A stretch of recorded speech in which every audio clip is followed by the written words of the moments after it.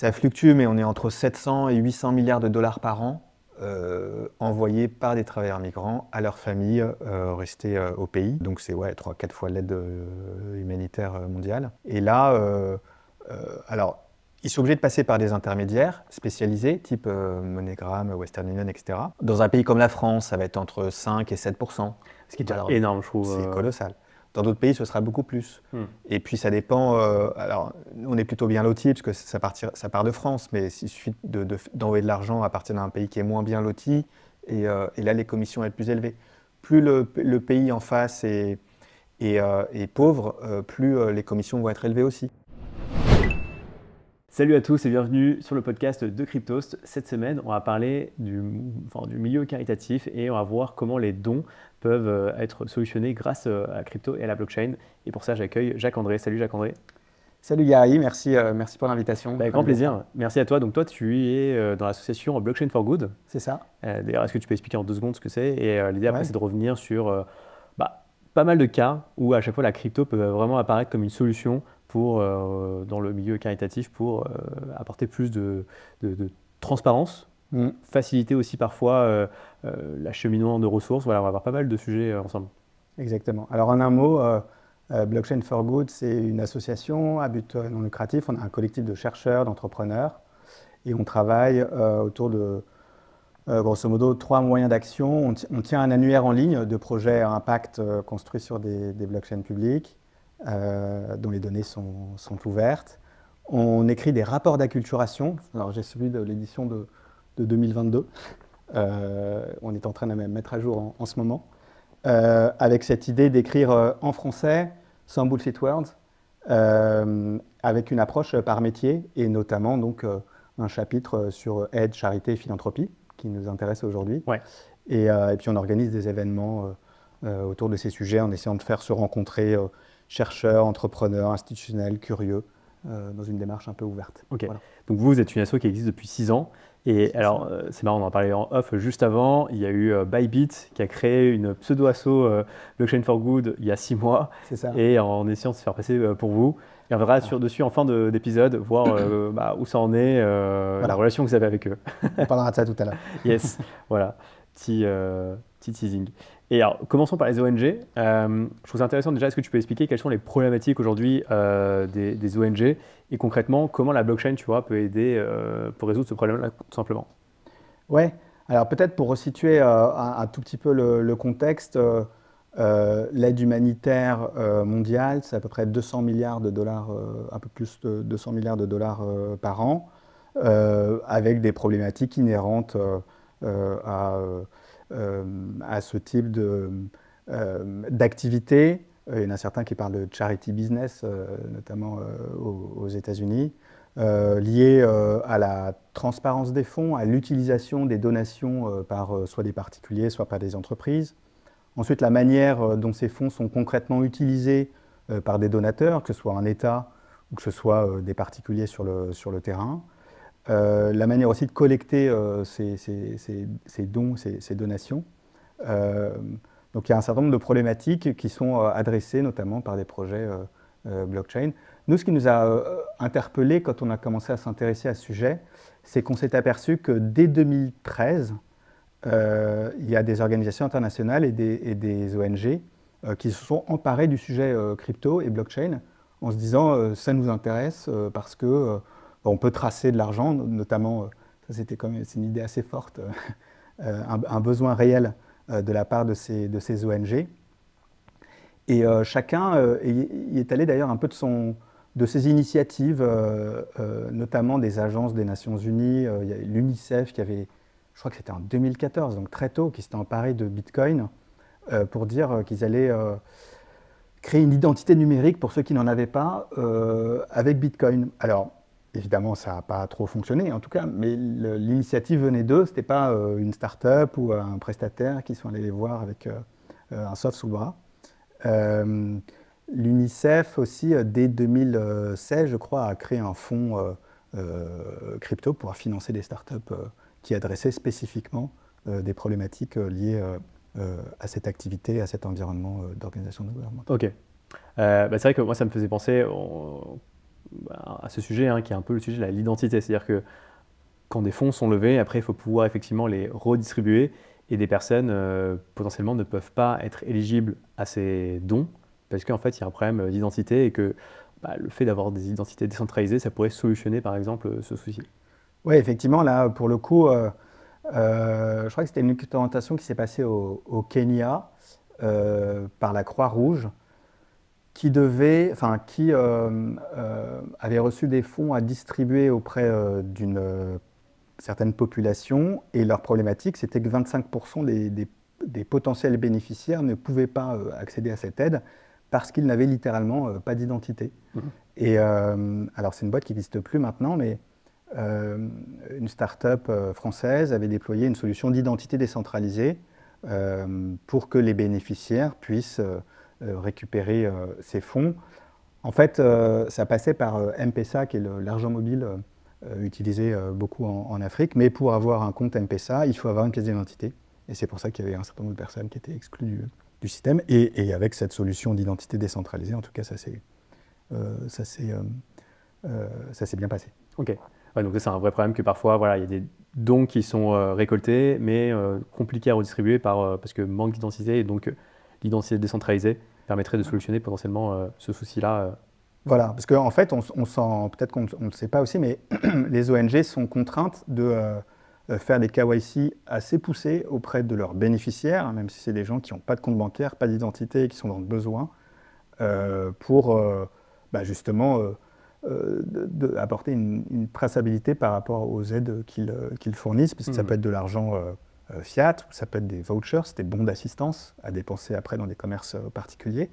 Mais ils ont un devoir de transparence auprès de leurs propres donateurs et bailleurs de fonds. Et donc notamment, ces systèmes d'identité décentralisés peuvent apporter des solutions qui, parce qu'elles sont respectueuses en plus de la vie privée de ceux qui sont outillés, permet ensuite d'être réutilisées par d'autres ONG dans le cadre d'autres programmes, alors qu'aujourd'hui, je crois que c'est une gabegie, à chaque fois qu'il peut y avoir dans un même pays, s'il y a 5 ONG avec 5 programmes différents, un bénéficiaire devra à chaque fois faire un KYC. Ok. Et après, il y a aussi l'histoire de comment tu récoltes des dons. Donc aujourd'hui, les dons se font avec des monnaies fiat classiques, mais aussi maintenant en crypto, donc genre en Bitcoin, en Ether, tu peux faire un don. Et j'imagine que voilà, ça forcément, plus tu intègres des moyens de paiement et plus tu peux t'optimiser tes chances de récolter différents dons. Absolument, ouais, ça. Et pareil, là, c'est à peu près 2013-2014 que des grandes ONG ont commencé à accepter des dons. Je me souviens de The Water Project, qui est une ONG américaine, dont l'objet est de pouvoir apporter de l'eau potable, notamment en Afrique, et qui s'est mise à accepter des dons en Bitcoin en 2014, et avec cette promesse de ne pas y toucher avant 10 ans. Okay. Pour certains donateurs. Je crois que c'était le donateur qui décidait, lorsqu'il faisait une donation en Bitcoin, de dire vous ne le convertissez pas en fiat tout de suite, mais vous attendez 10 ans. Je crois que c'était une bonne opération pour eux. Pas mal, parce que là, 2024, j'espère pour eux qu'ils sont pas encore vendus. C'est 2015, c'est 2025. C'est que ça va encore mieux, fin de bull market l'année prochaine, nickel. Mais voilà, puis après, toute une tripotée d'ONG qui se sont mis à accepter des donations en crypto, des prestataires ou des startups qui viennent outiller ces ONG pour pouvoir réceptionner ces fonds. Ouais, parce que sinon, il y a un risque de fraude en interne potentiellement, voilà. Même si c'est bien sûr pas le but de ces ONG-là, il y a toujours un risque. Exactement. En tout cas, on leur demande de savoir d'où viennent ces donations. Alors peut-être qu'ils sont connectés avec certains services qui permettent notamment de blacklister certains wallets notamment. Et puis, ouais, ça fonctionne bien. J'ai en tête une anecdote, quelqu'un qui travaille dans une grande ONG et qui me racontait que quand un donateur donnait par exemple 1 million d'euros ou 1 million de dollars, c'était en dollars, il pouvait y avoir 6 mois entre le moment où il y avait l'accord de principe entre guillemets et la donation effective, et que lui-même hallucinait d'avoir reçu un accord de principe un vendredi et d'avoir reçu sur le wallet de l'ONG le samedi les fonds. Ouais, sans décalage. Le fond, quoi. Ok, ouais, j'imagine. Un jour au lieu de 6 mois. Et toujours sur la thématique des ONG, il y a sur la transparence aussi. à quel point du coup la crypto pourrait apporter plus de transparence sur de traçabilité, on va dire, sur la dépense des dons. Ouais. Bon, on avait parlé, hein, donc on avait préparé un peu cet épisode et tu parlais de decentralized vouchers. Je trouve ça hyper intéressant de dire, ok, c'est un peu comme finalement des monnaies un peu plus locales, c'est-à-dire voilà, on te donne comme ouais, c'est comme un, un chèque cadeau finalement que tu peux dépenser Ouais. sur certains postes de dépenses. Ouais, les vouchers, plutôt que, enfin, c'est des ONG qui décident plutôt que de donner de l'argent fiat ou de l'équivalent argent fiat sur un système mobile type M-Pesa, euh, donnent des bons d'achat qui vont ensuite permettre qui vont ensuite être utilisés dans un réseau de commerce en particulier pour pouvoir flécher cette assistance, cette aide humanitaire. Alors ça peut être vers l'alimentaire, ça peut être. Alors après, c'est pas le cas de tous, hein. Il y a aussi toujours la possibilité de pouvoir envoyer de l'argent, alors soit de l'argent fiat ou soit des cryptos, parce que maintenant, de plus en plus de gens dans le monde sont équipés d'un smartphone et il Mhm. suffit d'un smartphone et d'un wallet pour être capable de pouvoir recevoir Ouais. de l'argent direct. Ok. Et on avait parlé aussi de grassroots economics. Donc en gros, c'est une monnaie locale dans un Ouais. bidonville au Kenya, ouais. Ouais, notamment, je sais qu'ils ont essaimé dans plusieurs autres villes, mais à l'origine, Grassroots Economics fait des monnaies locales complémentaires sous format papier. Et en 2016 ou 2017, Will Ruddy, qui est l'un des fondateurs, est tombé sur les cryptos et s'est mis dans la tête de tokeniser finalement ces monnaies locales complémentaires. Donc c'est vraiment, alors c'est intéressant parce que c'est vraiment quelqu'un qui était sur le terrain, qui avait déjà déployé un certain nombre de monnaies locales et qui était au fait de toutes les problématiques. Et grosso modo, quand il n'y a plus de liquidité, parce qu'il n'y a plus de shilling kényan qui tourne dans une communauté, mais qu'il y a toujours quelqu'un qui vend de l'eau, il y a toujours quelqu'un qui a besoin d'apporter ses enfants à l'école et de payer l'école, etc. etc. Quand il n'y a plus d'argent liquide qui permet de faire ces transactions entre des communautés entre elles, Ouais. il y avait ce déploiement de monnaies locales complémentaires qui permettaient justement de pouvoir assurer les échanges et qui ont été basculés sur la crypto. Alors je sais qu'il a utilisé plein d'écosystèmes blockchain différents. Pendant un temps, c'était avec Bancor. Et puis là, je crois qu'en ce moment, il est sur Celo. Euh, et l'idée aussi, c'est de pouvoir assurer une traçabilité donc des donations. Donc il y a des donateurs qui vont abonder des fonds qui vont ensuite être distribués auprès de ces communautés dans le besoin. Et il y a tout un double numérique de l'utilisation et de l'usage de ces monnaies locales complémentaires pour se rendre compte à quel point la monnaie circule, vers quoi, comment, et qui donne aussi à voir un autre visage de cette aide humanitaire dont on a du mal à assurer un suivi. Ce n'est pas nécessairement l'objectif, mais savoir effectivement concrètement comment ça se passe Ouais. derrière. Moi, ce que j'ai l'impression aussi, c'est que finalement, le fait, ça revient un peu au cas précédent avec les vouchers, le fait finalement de pouvoir tracer, de dire, OK, cet afflux de capitaux va rester en fait au sein de la communauté. Ouais. Fait que, voilà, tu sais que l'argent ne va pas sortir de la communauté et finalement va vraiment rester donc au sein de la population en question pour apporter de la vraie valeur et pas être directement sorti à des C'est fins ça. peut-être très privées par une personne, Ouais. par exemple. Je ne sais même pas si c'est convertible, si ce type de monnaie, par exemple, complémentaire est convertible en shilling kényan. L'objectif, justement, c'est de pouvoir utiliser une monnaie quand il n'y a plus de shilling kényan. Mhm. En tout cas, là, pour ces expérimentations au Kenya. Mais je sais qu'ils ont fait d'autres choses dans d'autres pays. Euh, et c'est ça, c'est littéralement ça qui compte. C'est quand le véhicule financier qui permet de faire des transactions dans un groupe donné n'existe plus parce qu'il y a une crise de liquidité, parce que c'est le Covid, parce qu'il n'y a plus du tout d'activité économique. Et ben, on bascule sur ce type de système. Alors, il n'a rien inventé du tout, hein, ça existe depuis longtemps, ces Ouais, monnaies ouais. locales complémentaires, en Argentine notamment, etc. Et la question que je me posais, du coup, c'est que par exemple, quand la communauté ou la population a besoin, on va dire, d'aide extérieure, je sais pas, par exemple pour de la nourriture ou des besoins très précis, comment finalement le fait de ne pas pouvoir convertir ta monnaie dans la monnaie du pays, comment tu arrives finalement à. C'est une bonne question. Il faudrait replonger dans le projet très concrètement, parce que je ne veux pas non plus dire des bêtises. Ça marche. Mais en tout cas, c'est un projet qui est extrêmement bien documenté. Il y a des chercheurs qui sont passés sur le terrain plusieurs fois pour faire des études assez poussées. Et ils essayent d'être assez transparents sur justement ce qu'ils découvrent, ce qu'ils apprennent avec leur outil. Ils s'en foutent un peu que ça fonctionne avec des blockchains. Ce qui les intéresse, c'est que leur outil serve concrètement à des gens qui sont dans le besoin et que ça marche. Et c'est ça qui compte. Okay. Et après, un autre exemple, c'était le MRV, donc Measure Report Verification. Est-ce que tu as un peu expliqué ce que c'est? On avait pris d'ailleurs l'exemple des crédits carbone. Oui. Alors MRV, c'est effectivement la partie qui permet, ça veut dire donc mesurer, reporter, vérifier. On avait parlé de crédit carbone. Ouais, en gros, on développe un projet, mais comment en fait on s'assure derrière que le projet est toujours maintenu en fait? C'est effectivement, alors indépendant peut-être des crédits carbone, en tout cas, j'avais discuté avec des ONG qui étaient assez bluffés par cette idée de dire, si on alloue par exemple 100 dans un pays pour de la reconstruction de maisons, plutôt que d'envoyer 100 d'un coup, peut-être même dans un compte public et que l'argent disparaît, puis on espère que les maisons vont être construites, il pourrait y avoir, avec ces histoires de crypto, on peut découper ça en 5 tranches, et donc on envoie d'abord 20, et puis après sur place, on s'assure que je sais pas, les fondations ont bien été plantées, ou sont bien sorties de terre, ou que du matériel a bien été acheté.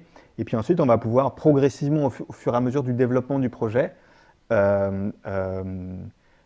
libérer les fonds pour arriver à ces fameux 100 initiaux, mais en s'assurant qu'il y a un suivi sur l'usage de ces fonds. Ça me fait penser aussi à une autre, ça c'est la Banque allemande de développement, la GIZ, qui travaille, je ne sais pas si c'est le cas, ce sera vérifié aujourd'hui,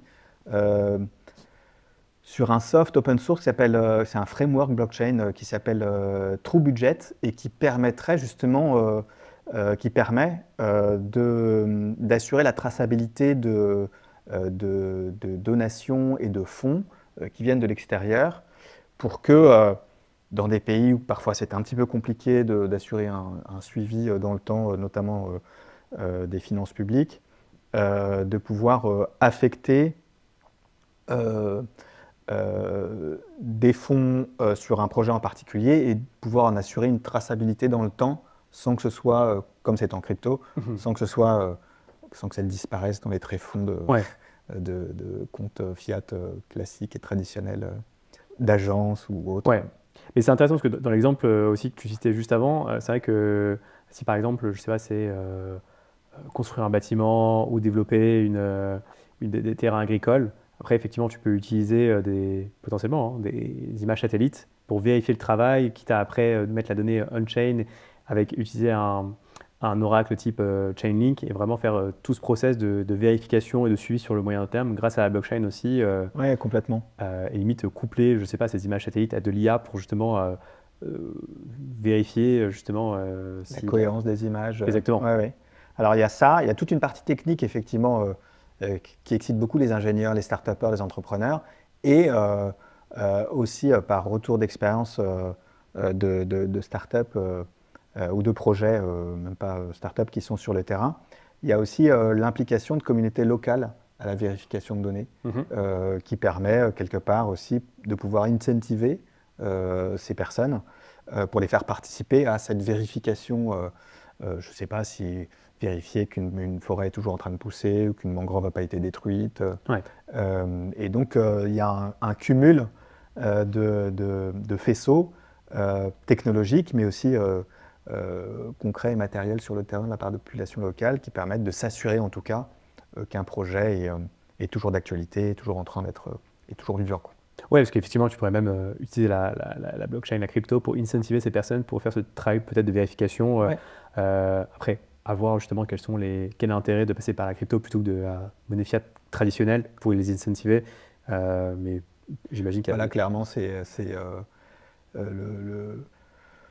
Le coût de cette incentive sur de la vérification de projet dans les pays en développement est tellement faible qu'en fiat, c'est juste pas possible. Ouais. C'est pas plus loin que ça. Et puis peut-être que ces personnes sont parfois pas bancarisées aussi, donc, donc ça joue. Pas oublier qu'il y a quand même... je te propose de partir sur 2 exemples oui. de projets, on va dire, qui utilisent la crypto, la blockchain, on va dire des projets quand même assez dans l'intérêt public. Le premier, c'est Ethic Hub. Est-ce que tu peux nous en dire un peu plus? Alors ça, c'est...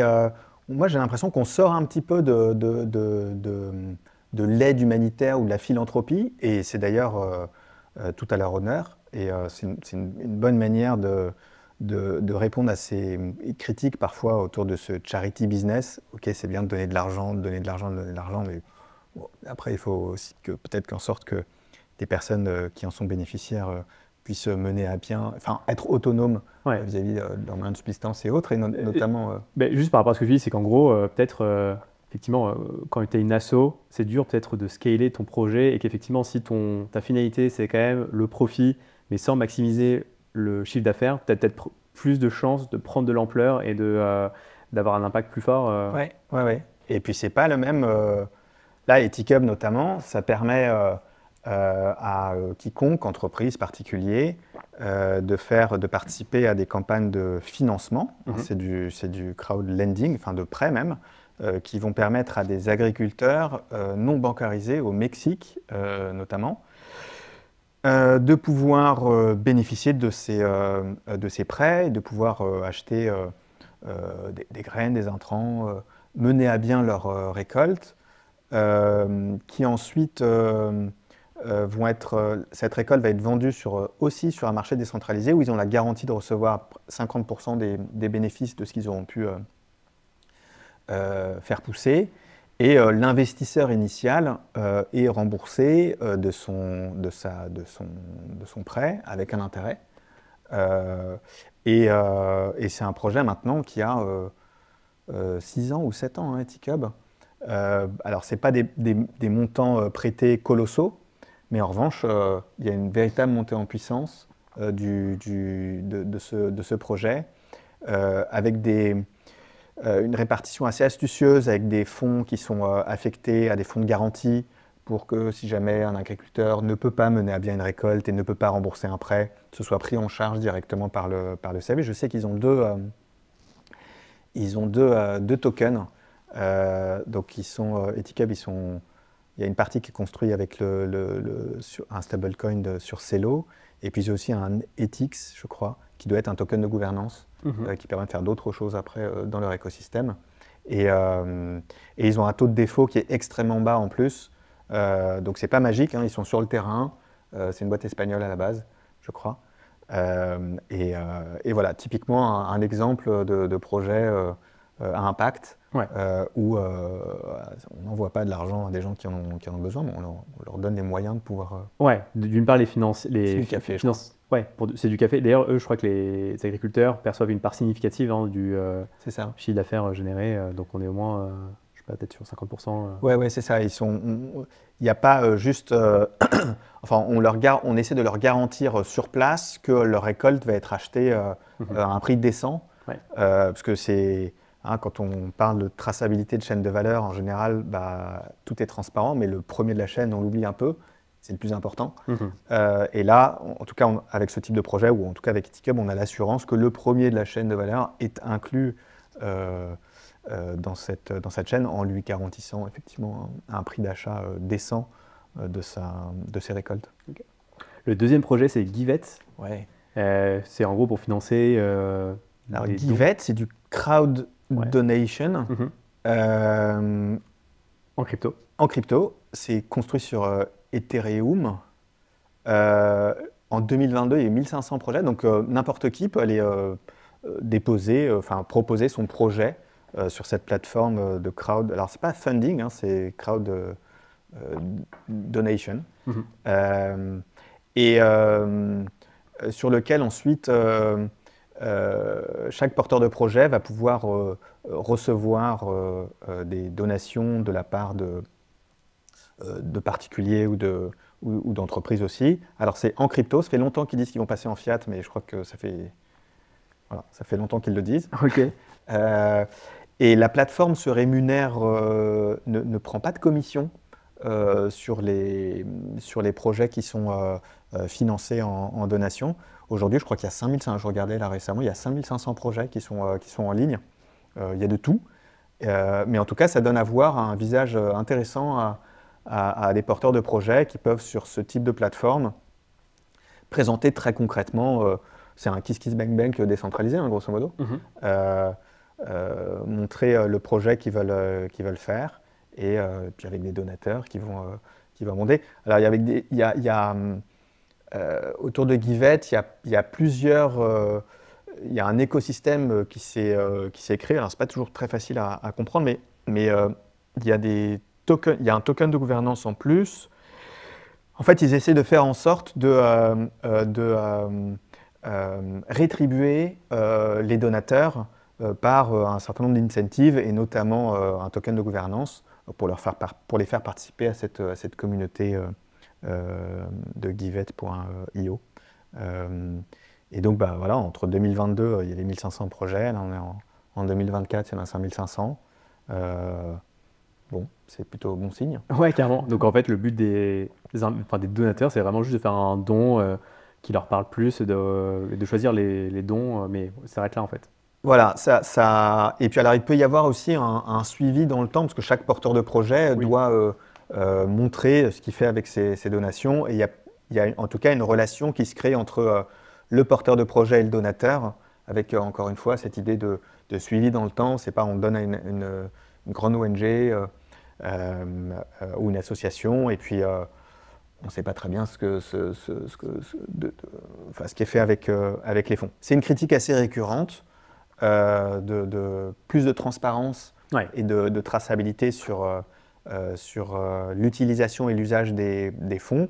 Il y a plein d'ONG qui font énormément d'efforts pour être transparents vis-à-vis de leur affectation des donations. On essaie de regarder aussi de manière assez fine la part entre la part de ce qui est alloué à l'organisation de l'ONG, aux frais, et à ce qui va concrètement sur le terrain. Les plus cyniques que j'ai pu rencontrer dans le domaine des ONG diront que sur 100 envoyés d'un pays dans le Nord, il y en aura 20 concrètement alors peut-être par des très grosses ONG, il y en a 20 qui arrivent concrètement dans les mains d'un bénéficiaire ou sur le terrain. C'est fou, ouais. Alors, c'est des gens qui sont un peu cyniques. Ouais, mais c'est peut-être pas si loin que ça de la réalité. Voilà. C'est quoi un peu les raisons? Est-ce qu'il y a trop d'intermédiaires? Probablement. Et puis, alors, trop d'intermédiaires, peut-être aussi une certaine forme de bureaucratie, sans vouloir non plus trop les critiquer, hein, mais c'est quand même des grosses machines. Avec du personnel, du staff, dans des pays chez nous, dans l'hémisphère nord, on va dire, l'équivalent après avec des équipes locales, tout ça, effectivement, il y a quand même des coûts. Après, mais même sur la distribution d'aide humanitaire, par exemple d'argent, là, sur la partie uniquement financière, les ONG qui ont essayé des cryptos sont bluffées par les économies qu'elles peuvent faire juste en frais. Ce qui est énorme. Et puis après, s'assurer effectivement que les fonds sont bien utilisés par rapport à ce qui était prévu à l'origine. Et je crois que c'est Human Rights Foundation qui tient, alors j'ai plus l'adresse en tête, c'est dommage, mais je vous invite vraiment, peut-être que je le mettrai dans le commentaire de la vidéo, qui explique par A plus B pourquoi Bitcoin et les cryptos c'est absolument génial, et fait une liste à l'après-vert de toutes les expérimentations et de tous les conseils qu'ils peuvent donner à des ONG qui utilisent pour utiliser des cryptos, et c'est extrêmement bien fait. C'est Human Rights Foundation. Et tu parlais de frais, je trouve ça hyper intéressant. C'est vrai qu'aujourd'hui, il y a beaucoup de travailleurs qui vont renvoyer des fonds vers des pays en voie de développement. Et c'est vrai que les frais sont quand même très élevés. Je pense à des solutions type Western Union qui coûtent vraiment un bras. On est à, je sais pas, peut-être 10-15%. un peu moins maintenant, ils essaient de faire attention. Mais ça reste quand même très cher VS une transaction de quelques centimes avec des frais, je sais pas, sur un L2 ou peu importe. Ouais. Et c'est vrai que, on en parlait, c'est vrai que ces montants-là sont 3-4 fois supplémentaires à l'aide humanitaire mondiale, hein, l'argent qui est renvoyé d'un pays à un autre. Et c'est vrai qu'in fine, faire des progrès sur les frais associés à ces paiements-là aussi, ça peut être. Alors, c'est pas directement du caritatif, mais. Oui, mais ça participe effectivement à ces flux financiers qui viennent littéralement de travailleurs migrants qui travaillent dans des pays et qui envoient chaque mois de l'argent à leur famille. Tu disais très justement, ça fluctue, mais on est entre 700 et 800 milliards de dollars par an envoyés par des travailleurs migrants à leur famille restée au pays.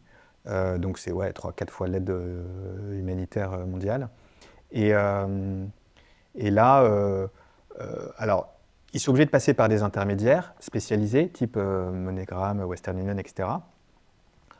Dans un pays comme la France, ça va être entre 5 et 7%. Ce qui est énorme, je trouve. C'est colossal. Dans d'autres pays, ce sera beaucoup plus. Et puis, ça dépend. Alors, nous, on est plutôt bien lotis, parce que ça part de France, mais il suffit d'envoyer de l'argent à partir d'un pays qui est moins bien loti, et là, les commissions vont être plus élevées. Plus le pays en face est pauvre, plus les commissions vont être élevées aussi, etc. etc. Les banques, c'est pas possible. Je crois que 100 $, ça coûte quasiment 50 $ quand on part des États-Unis et qu'on va dans un pays reculé. Et donc se pose effectivement cette question alors notamment des stablecoins, du développement de l'usage de ces stablecoins pour faire des remittances, des transferts de fonds transfrontaliers, qui permettent effectivement de faire baisser les commissions de manière absolument drastique. Là, on publiait un post sur LinkedIn récemment pour dire que l'association s'intéressait à ces sujets. Sur un L2, c'est 0,0 quelque chose. Donc c'est fabuleux, que ce soit 100 $ ou 10 000 $. Alors, en général, ce n'est pas 10 000 $. Mais, ce qui pourrait justement... c'est d'ailleurs un objectif de développement durable, c'est l'objectif 10, c'est une cible C, qui vise à faire baisser la commission de ces intermédiaires financiers à l'horizon 2030, à la faire baisser à 3%. Sachant que c'est relativement bien suivi, ces transferts de fonds transfrontaliers. Il y a la Banque mondiale, il y a, et puis d'autres instances, y compris des organisations internationales, et qui suivent littéralement de très près ce qui se fait en termes de transfert de fonds transfrontaliers. C'est même un ODD. Et donc là, on pourrait pulvériser, on ne pourrait pas faire 3%, mais 0,3%, je trouve. Ouais. En étant rentable, parce que qu'il y ait une micro-commission pour le service opéré, c'est normal. Au contraire même. Mais pas 6% ou... Ouais. Aujourd'hui, ça devient hallucinant. Ouais, c'est complètement hallucinant, et c'est vrai que la boîte qui va permettre à porter cette liquidité dans des pays en voie de développement, même si c'est pas de l'humanitaire, parce qu'in fine, elle poursuit un but lucratif, in fine, ça reste quand même de l'humanitaire un peu indirect, parce que ça... Ouais, c'est soit de l'argent qui reste dans la poche de celui qui envoie les fonds, soit plus d'argent qui arrive dans la poche de celui qui les reçoit. Donc ça fait... Et puis alors, si on prend 700 milliards de $, ça fait quand même un peu, ça fait 35 milliards de $ de commissions. C'est hallucinant encore. C'est beaucoup. Ouais, complètement. Après, il y a une problématique aussi sur les transferts de fonds frontaliers, c'est la convertibilité de l'argent. Alors, encore une fois, dans un pays bancarisé, faire convertir de la monnaie fiat en stablecoin avec un virement SEPA, je crois que c'est 0 même. Après, il y a la convertibilité, bien évidemment, entre euros, dollars ou ce qu'on veut. Et après, alors sur place, sur place, une fois qu'on a envoyé cet argent dans un pays lointain, ou en Amérique du Sud, ou en Afrique, ou en Asie du Sud-Est par exemple, se posent plusieurs questions. La première, c'est est-ce que la personne peut utiliser ce stablecoin et le dépenser en tant que stablecoin? Est-ce qu'elle aura besoin de le convertir en monnaie locale? Et si oui, là, il va y avoir d'autres frais. Et c'est d'ailleurs la force et la puissance d'un réseau MoneyGram, Western Union, etc. C'est un petit billet où on peut distribuer de l'argent liquide, que ce soit relativement encadré. Ouais. Mais bon, avec cet argent électronique qui se développe de plus en plus, et cet argent mobile, type M-Pesa et autres, il y aura de moins en moins d'intérêt à basculer en argent liquide et Ouais. donc rester sur des commissions aussi faibles. Et peut-être qu'il y aura des commerçants finalement qui accepteront aussi les Ouais. stablecoins pour justement qu'il y ait moins de friction à rebasculer d'une devise à une autre, quoi. Mais probablement. Il y a, alors, on n'en avait pas parlé, mais j'avais suivi un projet assez fou qui avait notamment été financé qui avait été aidé par le cercle du coin ou du coin et la voie du Bitcoin. C'était pendant une éruption volcanique aux Républiques démocratiques du Congo il y a 3 ans ou 4 ans. Il y avait une torche Lightning Network sur Twitter qui avait tourné. Ok. Donc chacun récupérait la torche Lightning, mettait des satoshis dessus et l'avait envoyé je me souviens que de son prénom, Gloire, sur place, qui était un bitcoiner un peu maximaliste et qui ensuite aidait des personnes dans le besoin suite à cette éruption volcanique, avec de la formation et l'équipement d'un téléphone avec un wallet. On était sur du Lightning et du Satoshi. Et pour convertir des commerçants locaux d'accepter les Satoshi. Il ne s'agissait pas d'aller reconvertir après les Satoshi en monnaie locale au Congo, mais faire en sorte que ça puisse être échangé et que des biens de première nécessité ou des biens tout court puissent être achetés dans le commerce local.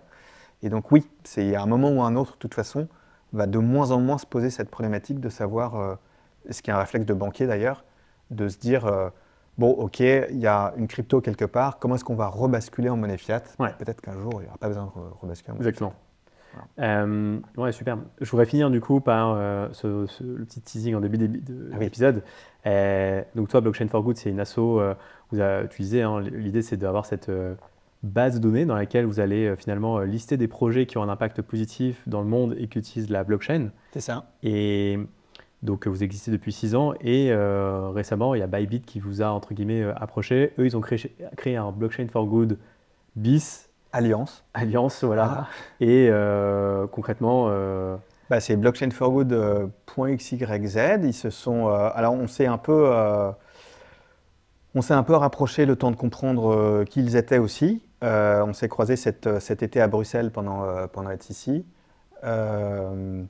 Et on a l'impression un peu que, je vais employer un gros mot, mais c'est un peu du parasitisme parce que y a énormément de confusion. Le fait d'avoir choisi un nom similaire, un nom de domaine similaire, juste avec une extension différente, mais c'est quand même le même nom de domaine. Sur Twitter, pareil, je crois qu'on a une lettre d'écart. Donc toutes les semaines, maintenant, on a des confusions. On nous prend pour Bybit, enfin Blockchain for Good Alliance. Donc on ne sait pas très bien encore ce qu'on va faire, parce qu'ils ont beaucoup de moyens. On a l'impression qu'ils sont en train de s'acheter une certaine légitimité en tant que plateforme d'exchange pour à un moment ou à un autre pénétrer le marché européen, notamment français et allemand. Donc ils veulent distribuer du pognon à des projets for good. Ils ne savent pas très bien ce que c'est qu'un ODT, mais voilà, ils ont trouvé notre... ODT, hein, c'est... Objectif de développement durable, pardon. Donc, on les a. Au début, on était partant pour essayer de faire des choses ensemble, et puis il y a trop de il y a une confusion trop grande entre ce qu'ils font et ce qu'on fait sans. Notamment ces rapports, on les publie en Creative Commons. Creative Commons, ça veut dire que n'importe qui peut les récupérer, les utiliser, bien évidemment en nous citant. Donc, pendant longtemps, ils ont publié des articles en mettant leur logo et le contenu. Ah oui. Ils ont carrément pris votre contenu. Alors, il y avait un petit logo Blockchain for Good à côté, mais on ne comprend pas que ce n'est pas eux qui ne rédigeaient pas le contenu. Ouais, ils ont un peu approprié votre marque et votre contenu. Un peu, j'ai l'impression. Et vous avez proposé de bosser ensemble quand même au début ou Ouais, l'idée c'était de... Alors, on a compris après coup, qu'effectivement, ce qu'ils avaient un peu en tête, de pouvoir s'appuyer sur... Ils aiment ce qu'on fait, hein, grosso modo. Collecter des données sur des use cases impact, très bien. C'est ce qu'ils cherchent, eux d'ailleurs. Écrire des rapports d'acculturation, alors c'est moins dans leur ADN, mais en tout cas, ça leur parlait. Et puis, eux, ils distribuent des grants à des projets impact. En fait, ils ont beaucoup de difficultés à les identifier. Okay. Et donc, c'est pour ça qu'ils sont appuyés notamment sur notre activité. Ok. Et il n'y a pas moyen finalement de faire une sorte d'entraide où ils vous rémunèrent et après vous leur donnez des projets à financer et tu te dis bah, c'est pas win-win pour la société parce qu'in fine, Ouais, des projets qui méritent cet argent, on va l'avoir. Bon, bah, même si c'est Bybit, qui sont sur la liste noire AMF. notamment. Voilà, déjà ça nous a un peu calmé. Euh, et puis, euh, et puis nous, on est vraiment, depuis le début, hein, c'est vraiment dans l'ADN de l'asso, c'est d'être une asso à but non lucratif et d'intérêt général, c'est-à-dire qu'on est vraiment neutre et indépendant, on est un collectif de chercheurs à la base. On n'est pas là pour dire tel projet est bien, tel projet n'est pas bien. Donc après, affecter des fonds à l'un ou faire partie d'un board pour dire on va lui donner des fonds à lui, pas à lui, c'est pas du tout, ça correspond pas du tout à à l'ADN de l'association. Mais bon, ça aurait pu être enfin, ça peut être complètement le leur, mais simplement il faudrait qu'il y ait un peu moins de confusion entre notre activité et, euh, et la leur. Mais c'est vraiment David contre Goliath. Hein. Ouais. Oui, parce qu'en gros, tu peux pas te permettre, entre guillemets, de commencer des poursuites envers eux parce que tu sais que voilà, ils ont des fonds limités en termes de Voilà, juridique. on réfléchit. Si vous avez des idées, je suis preneur. Voilà. On va peut-être en parler d'ailleurs sur LinkedIn bientôt, Ouais. faire un petit tour des idées pour savoir comment on pourrait réagir. Ça peut être tout simplement un communiqué de presse un peu poussé en plusieurs langues. Ça peut être, enfin voilà, on va réfléchir à la manière en tout cas de pouvoir éviter que chaque semaine il y ait des gens qui nous prennent pour eux. Ok, Voilà. très clair. Jacques-André, merci beaucoup. Petite dernière question pour la fin. Ouais. Comment toi tu vois l'avenir du caritatif avec la blockchain, la crypto, ça va être quoi un peu, selon toi, les axes de développement? Est-ce qu'on peut voir émerger justement des, des- des projets, entreprises, tu vois, qui veulent maximiser entre guillemets leur impact tout en faisant quand même du chiffre d'affaires? Est-ce qu'avec la blockchain, on peut aussi voir l'émergence de ce type, de plus en plus de ce Ouais. type d'initiative? Je pense que toutes les fondations ou l'intérêt de ces blockchains et cryptoactifs dans le milieu caritatif, philanthropique, on commence maintenant à le voir de plus en plus clairement. Maintenant que ça se concrétise d'un point de vue opérationnel, notamment dans ces grosses ONG, et ça on en est encore très loin. Il y a la rationalisation des coûts, il y a la transparence des fonds, la vérification de l'usage et de l'affectation des fonds sur le terrain. Il y a l'optimisation aussi par rapport à ces grandes organisations internationales avec des frais colossaux, ne serait-ce qu'entre eux, d'un point de vue financier, ressources humaines, qui pourraient être complètement rationalisées aussi avec des outils crypto. Sur du bénéficiaire final, on parlait tout à l'heure d'identité décentralisée. Je pense qu'il y a vraiment quelque chose à faire. Il y a 2 ans, la Croix-Rouge s'est fait hacker 500 000 données personnelles de réfugiés, enfants séparés de leur famille. On ne sait pas très bien qui a fait ça. On ne sait pas très bien où sont ces données. Mais en tout cas, ce n'est pas parce qu'on est justement dans le domaine de l'aide humanitaire et qu'on fait des KYC dans tous les sens qu'on ne doit pas faire en sorte de préserver la vie privée et l'anonymat de ces fameux bénéficiaires. Encore une fois, il y a une brique ou un outil autour de ces blockchains qui pourrait être vraiment un game changer pour eux. Ok, très Voilà. clair. Merci beaucoup, ce sera le mot de la fin. Merci Gary. Merci.